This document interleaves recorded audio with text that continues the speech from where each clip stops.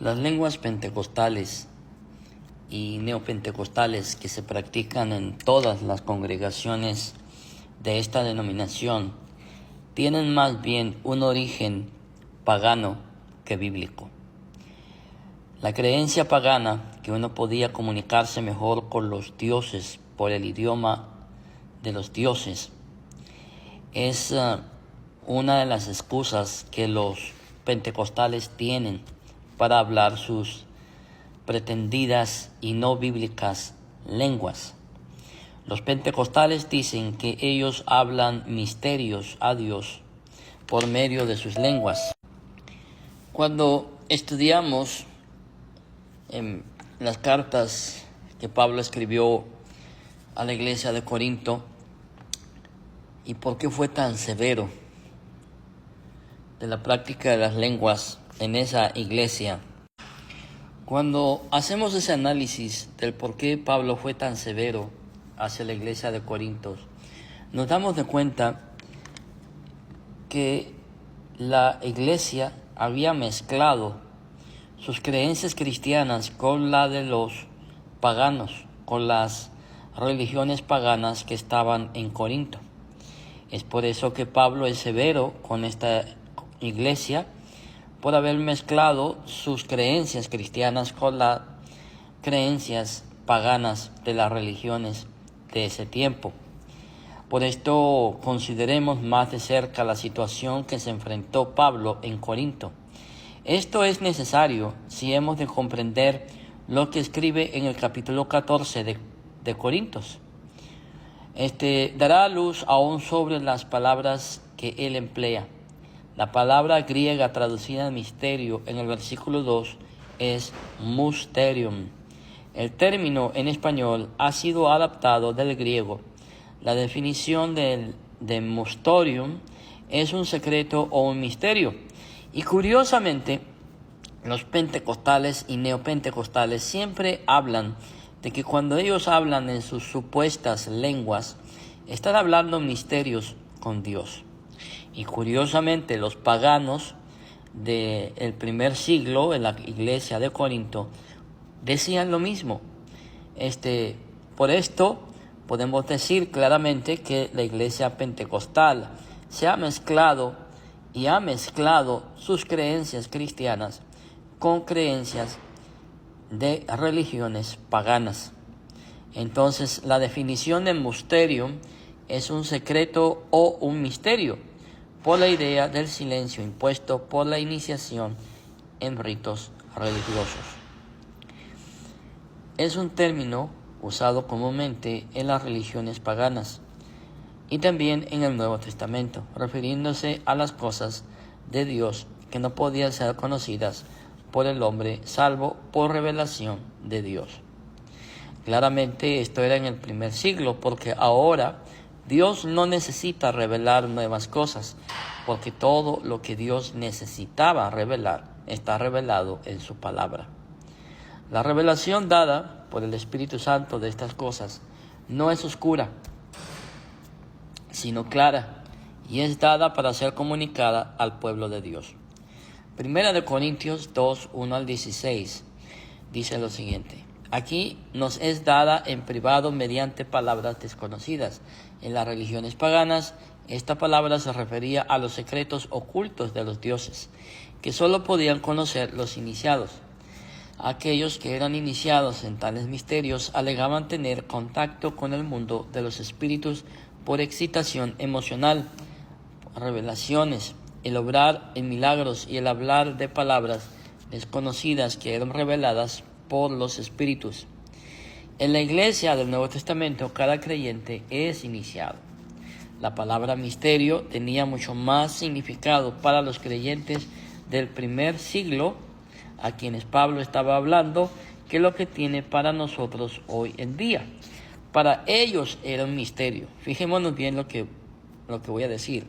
Para ellos, todo lo que Pablo les hablaba era un misterio. Para nosotros no es un misterio. ¿Por qué? Bueno, porque nosotros tenemos la palabra de Dios escrita. En otras palabras, en aquel tiempo cuando Pablo hablaba, la Biblia no existía todavía. Alguien me va a decir, la palabra de Dios sí existía. Permítanme un momento. Lo que existía era la Tanaj, ¿cómo se llama? Los escritos hebreos. Pero el Nuevo Testamento no existía. Y los judíos no llamaban Biblia a la Tanaj, ¿sí? Ese es un concepto cristiano, no judío. Permítanme un momento. En ese tiempo, los misterios eran la parte central y significativa de la religión de los griegos. Y para igual a los cristianos, les digo que en ese tiempo el Nuevo Testamento no estaba escrito. O sea que para los cristianos de ese tiempo, todo lo que Pablo les dijera, todo lo que los apóstoles les dijeran, era un misterio que se estaba abriendo. O sea, Dios estaba develando lo que estaba oculto. Eso es lo que es un misterio. Hoy en día nosotros no necesitamos nuevas revelaciones, porque todo lo que necesitamos ya está escrito.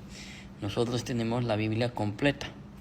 La palabra de Dios es la revelación escrita de lo que Dios quiere para los creyentes. Una descripción de las ceremonias que estaban relacionadas con los misterios nos es dada por W.H. Ray, el cual escribe lo siguiente: los misterios ocupaban entre los de la antigüedad un lugar similar a la de los santos sacramentos en la iglesia cristiana. La intención era la de admitir a todos los que no eran notariamente malvados. El delito que descalificaba era un homicidio no expiado. Se abrigaba la creencia de que la solemnidad y la grandiosidad de la ceremonia tenía la tendencia de producir un marcado efecto sobre el carácter del iniciado. Es obvio que el punto esencial sobre el que dependía el efecto de la ceremonia era que la mente de los iniciados estuviera sobreexcitada. Si nos damos de cuenta, dentro de las iglesias pentecostales y neopentecostales, usualmente hay mucho alboroto, mucha excitación, mucha emoción, hay una histeria colectiva, y es ahí donde se le dice a la gente que empiecen a hablar en lenguas o en lenguas angelicales. Lo mismo que se hacía dentro de la iniciación en las religiones paganas. En otras palabras, el pentecostalismo es una mezcla, un sincretismo del culto pagano del primer siglo, hasta un punto de expectativa vehemente arrebatada y de atención intensa. El silencio atento de los espectadores a los misterios era muy notorio, algo que se practica dentro del pentecostalismo. Por esto el pentecostalismo, como ya lo he dicho varias veces, es un sincretismo de las usos, costumbres, prácticas dentro del paganismo. Muchos eran los medios que contribuían a producir este estado de excitación en las iniciaciones de los cultos paganos. Se impartía a los candidatos una cierta cantidad de entrenamiento e instrucción previa. Finalmente, las circunstancias físicas de la iniciación eran tales que producían un estado de expiración y sensibilidad nerviosa aumentada.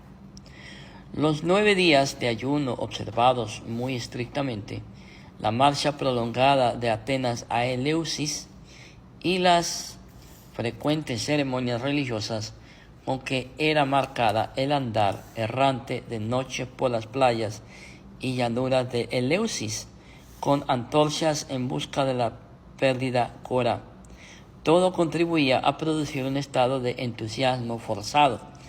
Aquí dentro del pentecostalismo se llama histeria colectiva. Mis hermanos, pues hasta aquí voy a llegar con este estudio. Si Dios lo permite, continuaremos en el siguiente video sobre la falsificación del don de lenguas. Que Dios lo bendiga, Dios les guarde y hasta la próxima si Dios así lo permite.